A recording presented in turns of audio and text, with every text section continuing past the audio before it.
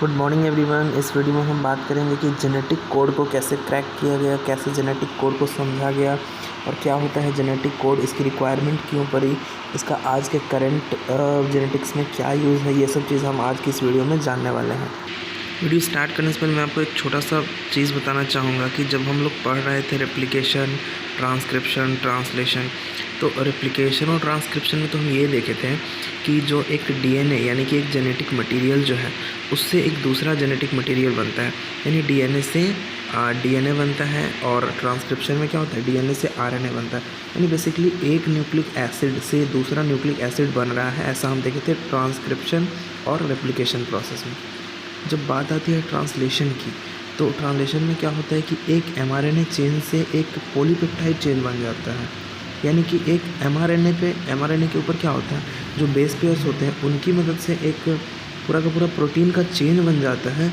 आखिर ये कैसे हो सकता है? चलिए मान लेते हैं कि डीएनए है, डीएनए में कॉम्प्लीमेंट्री बेस पेयर है, उस अकॉर्डिंग से फिर आरएनए बन गया with the help of transcription. लेकिन ट्रांसलेशन में ऐसा कैसे हो गया कि एमआरएनए है और एमआरएनए पर क्या ऐसा है जिसके कारण अमाइनो एसिड का एक स्पेसिफिक सीक्वेंस बन के तैयार हो जा रहा है, एक पॉलीपेप्टाइड चेन बन जा रहा है।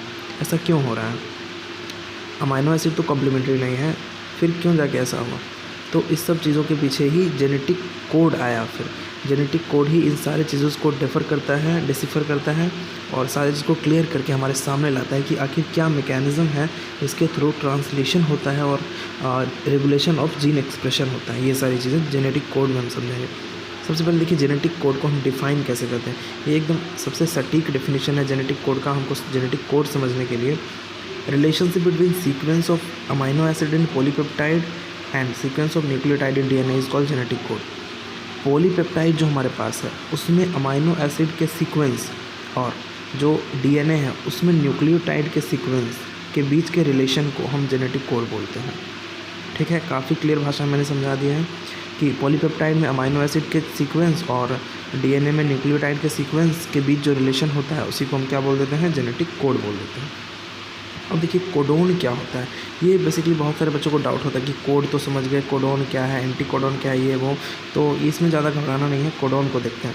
कोडोन में कह रहा है हमारे पास mRNA contains sequence for each amino acid, this is called codon. ये काफ़ी सिंपल भाषा में मैंने सारा कुछ क्लियर किया हुआ है, तो इसमें आपको दिक्कत नहीं होगा। एमआरएनए में जो एमआरएनए हमारे पास बनता है with the help of transcription, उसमें जो एमआरएनए होता है उसमें हर एक अमाइनो एसिड के लिए जो टुकड़ा हर एक अमाइनो एसिड के लिए होता है, ईच अमाइनो एसिड के लिए, उस एक टुकड़े को हम कोडोन बोलते हैं। यानी कि हम देखेंगे आगे कि तीन बेसेस से मिलकर एक कोडोन बनता है और एक कोडोन एक अमाइनो एसिड के लिए कोड करता है। तो ये चीज़ कोडोन हो गया।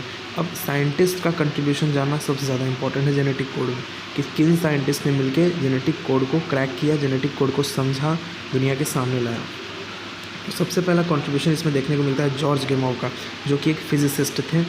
इन्होंने ये बताया कि भाई हमारे पास अमाइनो एसिड है 20, अमाइनो एसिड हमारे पास 20 और कोड हमारे पास कितने सारे बेसेस हैं, 4 बेस से 20 अमाइनो एसिड को कोड करना। तो उन्होंने परम्यूटेशन कॉम्बिनेशन का अपना कॉन्सेप्ट लगाया और देखा कि 4 को अगर दो बेसिस का कॉम्बिनेशन हो रहा है तो कितनी पॉसिबिलिटी है, 4 4 जा 16, तो इससे काम नहीं हो पाएगा, यानी कि ज़रूर 3 के ट्रिपलेट में ये कोड होना चाहिए। तो उन्होंने ये परम्यूटेशन कॉम्बिनेशन लगाया और एक बोल्ड प्रपोजिशन दिया। उन्होंने एक बोल्डली प्रपोज किया कि जो जेनेटिक कोड होता है वो 3 बेसिस का कॉम्बिनेशन होता है।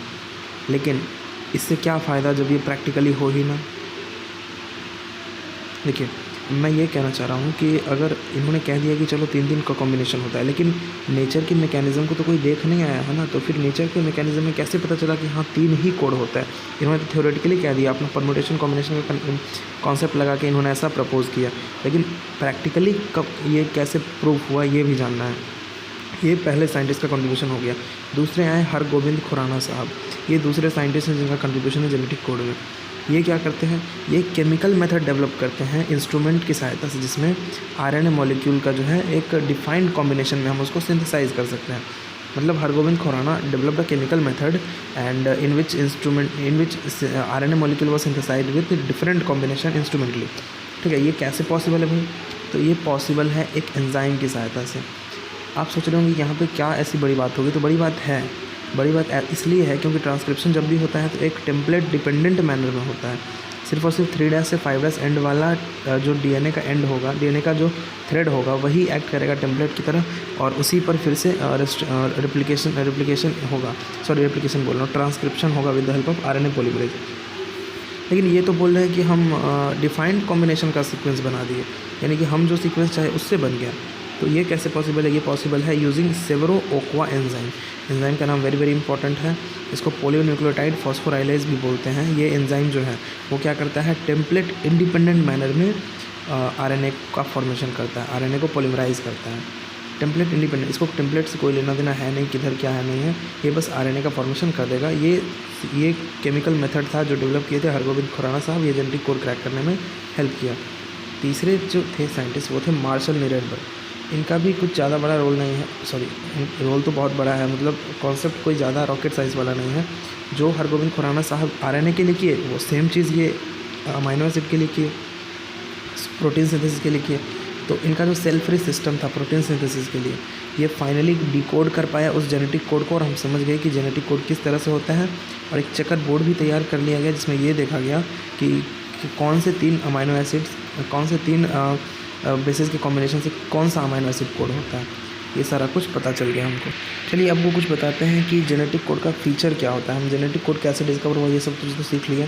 अब देखिए जेनेटिक कोड के फीचर्स क्या हैं, क्या क्या जेनेटिक कोड की खूबियाँ हैं। पहला डीजेनरेट होता है। जेनेटिक कोड क्या होता है? डीजेनरेट होता है आपस में, मतलब कि एक जेनेटिक कोड से भी ज़्यादा ऐसे कोड्स हो सकते हैं जो कि एक ही अमाइनो एसिड को कोड करें। एग्जांपल के लिए ले लेते हैं UUU। अगर UUU कोड है तो ये फिनाइल एल्निन को कोड करेगा, साथ ही UUC भी फिनाइल एल्निन को ही कोड करता है। ऐसा कुछ डीजेनरेसी देखने को मिलता है जेनेटिक कोड्स में। अनएम्बिगुअस यानी स्पेसिफिक, अनएम्बिगुअस मतलब स्पेसिफिक, यानी कि one codon can only code for 1 amino acid. Example के लिए AUG मिथियोनिन को, और ट्रिप्टोफान वाला भी जो होता है वो भी अनएम्बिगुअस यानी स्पेसिफिक होता है। यूनिवर्सल की बात करें तो यूनिवर्सल होता है, मतलब कहने का सेंस कि अगर एक जेनेटिक कोड अगर कहीं पे भी है, चाहे वो बैक्टीरिया में हो या फिर किसी और ऑर्गेनिज्म में हो, तीसरे ऑर्गेनिज्म में कहीं भी हो, वो सेम चीज़ को कोड करने वाला है।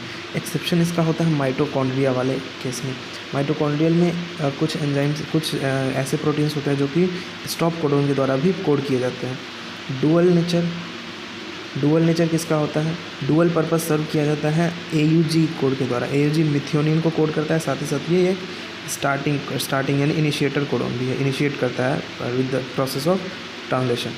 टर्मिनेटर कोडोन 3 कोडोन्स होते हैं जो कि टर्मिनेट करते हैं ट्रांसलेशन के प्रोसेस को, वो है UAA, UAG, UGA। मैं यहाँ लिख देता हूँ।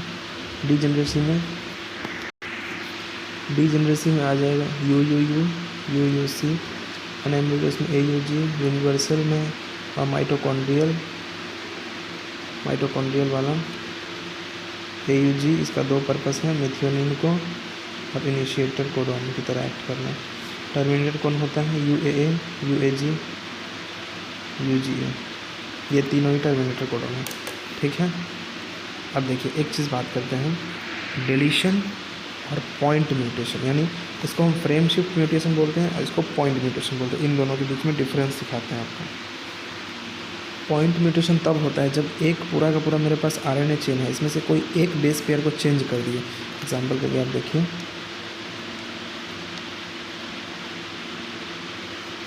ये मेरे पास एक कोई मान लेते हैं कि इमेजिनरी mRNA है, इसमें से अगर हम C यहाँ से उड़ा के G कर दिए तो ये बन जाएगा UAG, C, ये बन जाएगा, ये चेंज हो गया, यानी कि एक पॉइंट पे ही चेंज आया है, तो इसको हम बोलेंगे पॉइंट म्यूटेशन। डिलीशन म्यूटेशन में क्या होगा कि जैसे हम यहाँ पे एक को चेंज कर दिए, वैसे यहाँ चेंज नहीं होगा, यहाँ पे एक सीधा गायब हो जाएगा, जैसे C को गायब कर दिया, हटा दिया C को, तो अब यहाँ पे फिर क्या होने वाला है, यहाँ पे पूरा रीडिंग फ्रेम ही चेंज हो जाएगा। यानी कहने का सेंस इंसर्शन ऑफ 1 और 2 बेसिस। अच्छा 1 और 2 बेसिस ही क्यों बोल रहा है, 3 का नहीं बोल रहा? 3 इसलिए नहीं बोल रहा क्योंकि तीन बेसिस का तो एक कोडोन ही होता है। अगर 3 को हटा दिए तो एक कोडोन गायब हो गया, तो रीडिंग फ्रेम चेंज नहीं होगा, एक कोडोन कम हो जाएगा, लेकिन रीडिंग फ्रेम इसमें चेंज नहीं होने वाला है। यानी कि वो फ्रेम शिफ्ट म्यूटेशन तब नहीं होगा जब 3 बेसिस को चेंज किया जाए या 3 के मल्टीपल को किया जाए। तो इंसर्शन ऑफ 1 और 2 basis change the reading frame. ध्यान दें कि नंबर ऑफ इंसर्शन या डिलीशन 3 या मल्टीपल नहीं होना चाहिए, ये तो फिर रीडिंग फ्रेम चेंज नहीं होगा और इसी कारण से वो फ्रेम शिफ्ट म्यूटेशन नहीं होगा, ठीक है। आई होप ये सारी चीज़ें आपको क्लियर हो गई हैं और सब कुछ आपको अच्छे से समझ में आ गया। Thank you very much for watching and like subscribe.